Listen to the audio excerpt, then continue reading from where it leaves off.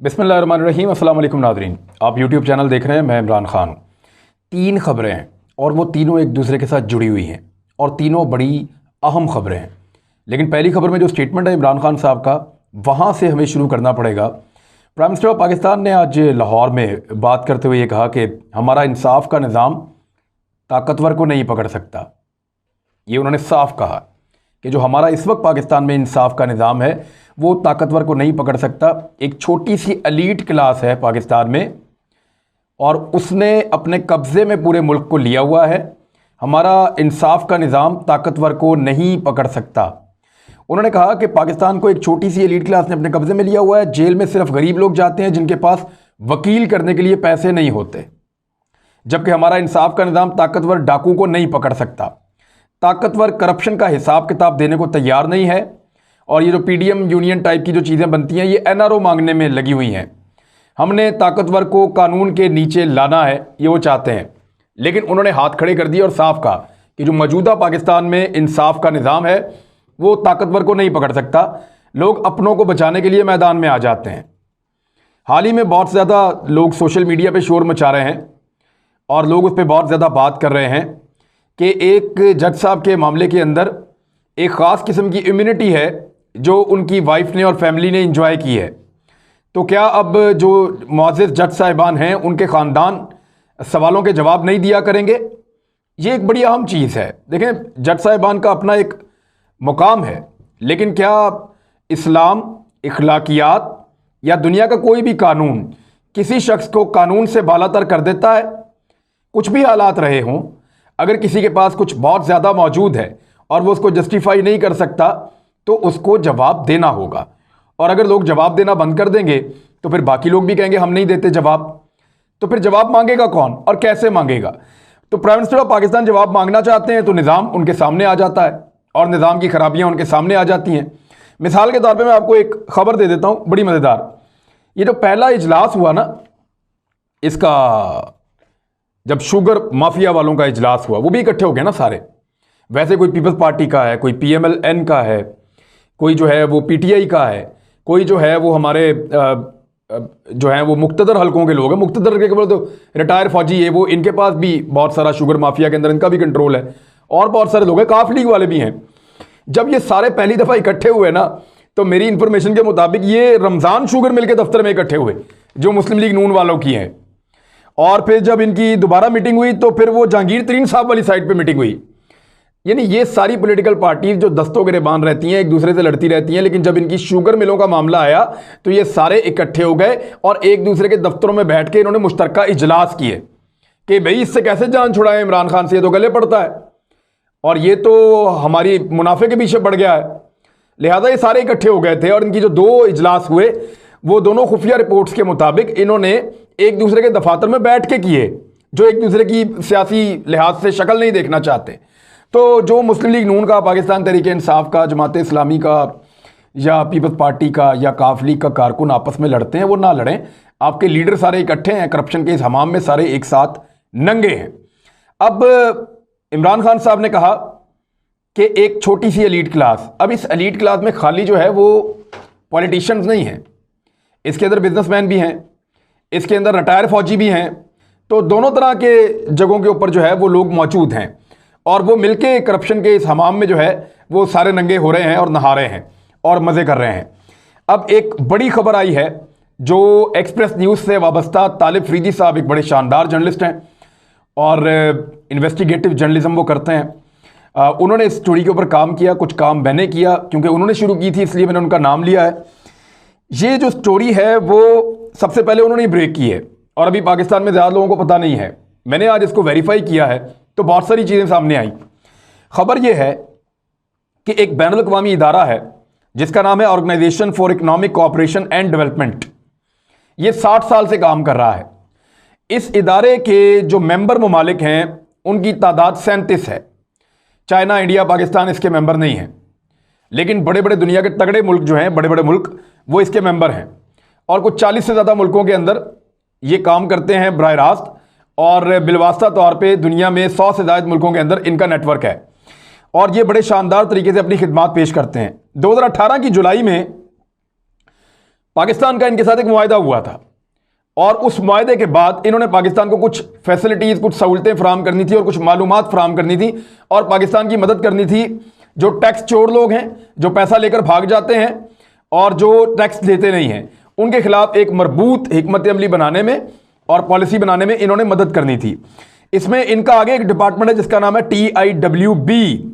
उनको कहते हैं टैक्स इंस्पेक्टर्स विदाउट बाउंड्रीज, यानी बॉर्डर्स, विदाउट बॉर्डर्स। ये टैक्स इंस्पेक्टर इस तरह के माहिरीन हैं जो कोई बॉर्डर के अंदर रह के काम नहीं करते, पूरी दुनिया में काम करते हैं और बहुत सारी इंफॉर्मेशन ये इकट्ठी करते रहते हैं। इनके पास दुनिया भर के बैंकों की ट्रांजैक्शन का रिकॉर्ड होता है और मशकूक रिकॉर्ड का इनके पास बड़ा लंबा चौड़ा हिसाब किताब होता है। इन्होंने पाकिस्तान को हाल ही में कुछ लिस्टें फराहम की हैं। ये लिस्टें बड़ी खौफनाक हैं। इस वक्त ये लिस्टें जो हुकूमत है उसके पास मौजूद हैं, वफाकी हुकूमत के पास, फिर ये नैब के पास हैं, फिर ये FIA के पास हैं। ये लिस्टें जो हैं वो FBR के पास हैं, फेडरल बोर्ड ऑफ रेवेन्यू के पास, और उसके अलावा ये दीगर जो डिपार्टमेंट्स हैं उनके पास भी ये लिस्टें पहुंच चुकी हैं, स्टेट बैंक के पास भी हैं। अब इन लिस्टों के मुताबिक 40 मुल्कों का रिकॉर्ड पाकिस्तान को दिया गया है जहां पाकिस्तानियों ने खुफिया अकाउंट खुलवाए हैं या खुफिया असासे बनाए हैं। जो रिकॉर्ड अभी तक इस इदारे ने, organisation for economic cooperation and development ने जो अब तक रिकॉर्ड फराहम किया है, इसको OECD भी कहते हैं। इस इदारे ने जो अब तक रिकॉर्ड फराहम किया उसके मुताबिक 40 मुल्कों में कुछ पाकिस्तानियों के 1.5 लाख खुफिया अकाउंट्स की मालूमात फराहम हुई हैं और ये 50,000 से ज़ायद मुख्तलिफ लोगों के नामों के ऊपर ये अकाउंट बनाए गए हैं जो जाली भी हैं। इनमें बहुत सारे नाम इस्तेमाल किए गए हैं और बहुत सारे खुफिया हैं। यानी एक आदमी जो एजेंट के तौर पे काम कर रहा है उसने अपने 20-20, 25-25, 30-30 रिश्तेदारों के ID कार्ड लेकर इस्तेमाल करके दुनिया भर में अकाउंट्स का एक जाल बिछाया हुआ है। इस तरह ये 50,000 से ज़ायद पाकिस्तानियों के 1.5 लाख के करीब खुफिया अकाउंट्स की मालूमात हैं जो 40 मुल्कों के अंदर फैलाए गए हैं। इन अकाउंट्स में अब तक जो पैसा पता चला है वो 7.5 से 8 अरब अमरीकी डॉलर्स हैं। 7.5 से 8 अरब अमरीकी डॉलर्स बहुत बड़ी अमाउंट है। और लगभग 3 अरब से 4 अरब अमरीकी डॉलर्स की दुबई में, मलेशिया में, लंदन में, स्पेन में, अमेरिका में, कनाडा में, नॉर्वे और कोरिया में रिहायशी और कमर्शियल प्रॉपर्टीज भी इन्होंने रिकॉर्ड के अंदर बताया कि ये भी आपके पाकिस्तानियों की है, ये यहां से लेकर गए हैं। अब ये जितना पैसा गया है इसकी सारी मालूमात और ये सारी चीजें FIA, FBR, स्टेट बैंक और नैब को मिली हैं। ये पैसा मनी लॉन्ड्रिंग के जरिए बाहर भेजा गया है, यानी इस पैसे का जो 80% से ज्यादा है वो मनी लॉन्ड्रिंग के जरिए से साबित हो चुका है कि पाकिस्तान से बाहर भिजवाया गया है। ये अकाउंट्स तारीख में पहली बार पकड़े गए हैं। जहांगीर तरीन का और शहबाज शरीफ साहब, असल में हुआ क्या, ये लिस्टें जब पाकिस्तान में आई ना तो पाकिस्तानी इदारे फंसे हुए थे कुछ शुगर स्कैंडल के अंदर। उस पर जो इदारे काम कर रहे थे उनके एक ऑफिसर ने तहकीकात के दौरान इन लिस्टों का जायजा लिया तो उसको वो लाइन मिल गई जहां से ये पैसा मनी लॉन्डर हुआ था।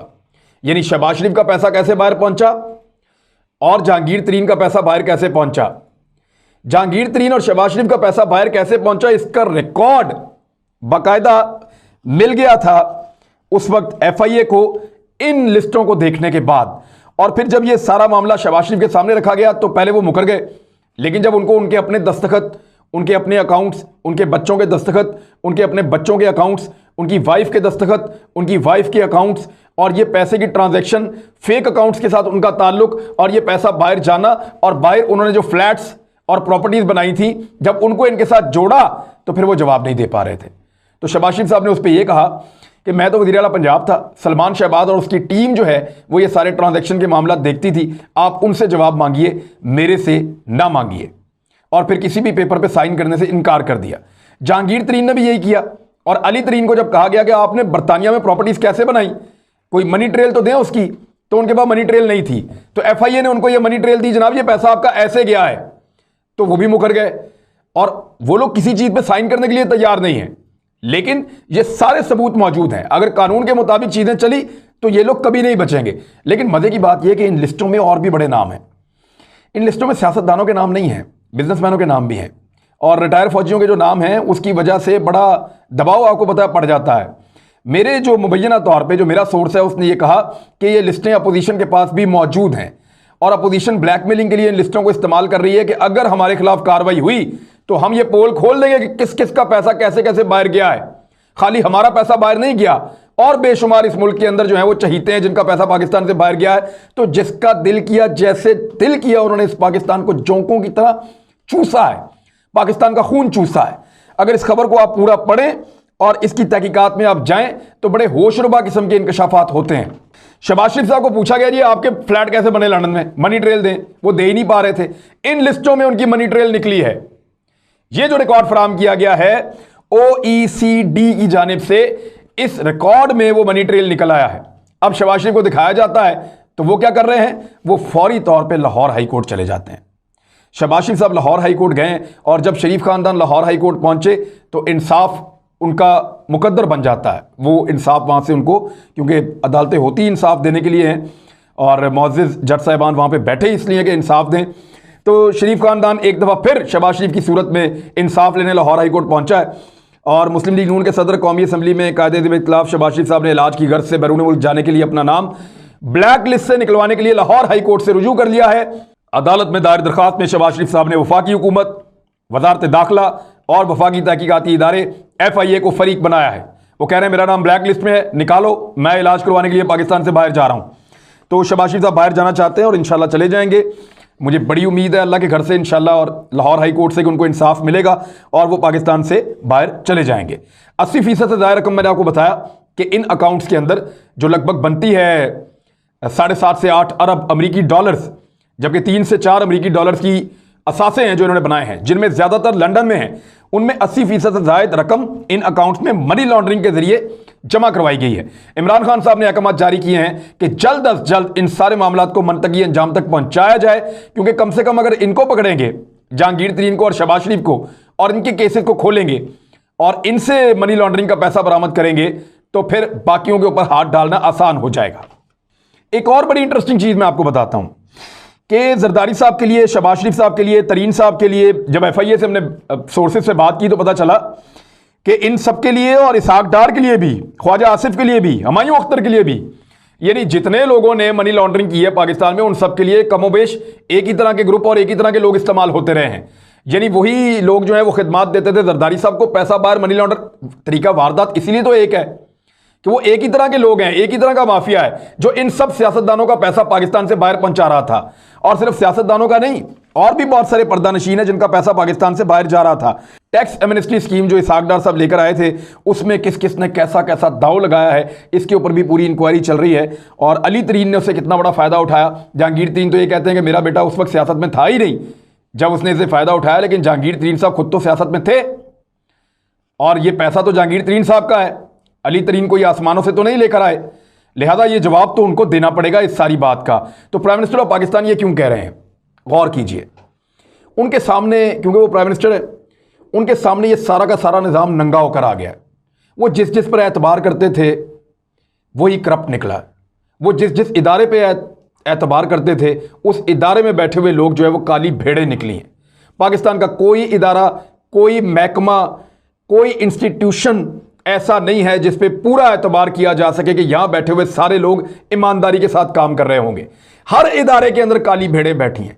हर जगह पे ऐसे लोग बैठे हैं जिन्होंने दिहाड़ियां लगाई। हर जगह पे ऐसे लोग बैठे हैं जिन्होंने लंबे लंबे खांचे मारे, लंबे लंबे हाथ मारे, और वो जो सारा पैसा है वो पाकिस्तान से बाहर भिजवाते रहे। बरतानिया के अंदर एक रिपोर्ट शाया हुई थी कि पाकिस्तान, इंडिया और बांग्लादेश जैसे मुल्कों से इतना पैसा बरतानिया में आया जो बरतानिया के बजट के बराबर है। और अगर यही हाल रहा तो आने वाले वक्त में बरतानिया के अंदर अंग्रेजों के पास प्रॉपर्टीज नहीं होंगी। बरतानिया के सारे महंगे और बेहतर इलाकों में ये जो एशियन गरीब मुल्क हैं, इनके हुक्मरानों और इनकी एलीट क्लास के पास ये प्रॉपर्टीज होंगी। आपको याद होगा पहले इमरान खान साहब ये कहते थे कि माफियाज, पहले ये कहते थे कि चोर डाकू नाम लेते थे, अब वो कहते हैं एक एलीट क्लास है। वो क्यों कहते हैं? क्योंकि इस एलीट क्लास के अंदर बहुत सारे पर्दानशीन भी शामिल हो गए हैं। ये लिस्टें और ये सारी चीज़ें पोल खोल रही हैं। फैसला करना पड़ेगा कि अगर पाकिस्तान को साफ करना है करप्शन से और इन सारी चीज़ों को हमेशा ख़त्म करना है हमेशा के लिए, तो फिर आपको निज़ाम को दुरुस्त करना पड़ेगा, निज़ाम इंसाफ को दुरुस्त करना पड़ेगा, पाकिस्तान के अंदर जो एहतसाब का निज़ाम है उसको दुरुस्त करना पड़ेगा, पूरा एक प्रोसेस बनाना पड़ेगा जिसके तहत इन लोगों पर हाथ डाला जा सके। वरना इनके वकील बड़े तगड़े हैं, वो इनको जमानतें भी दिलाएंगे, इनको बाहर भी भिजवाएंगे, इनको छुड़वा भी लेंगे और इनको एक दमड़ी भी नहीं देनी पड़ेगी और कल को ये इक़्तिदार पे भी आ जाएंगे। अब तक के लिए इतनी, अपना ख्याल रखिएगा, अपने इस चैनल का भी। अल्लाह हाफ़िज़।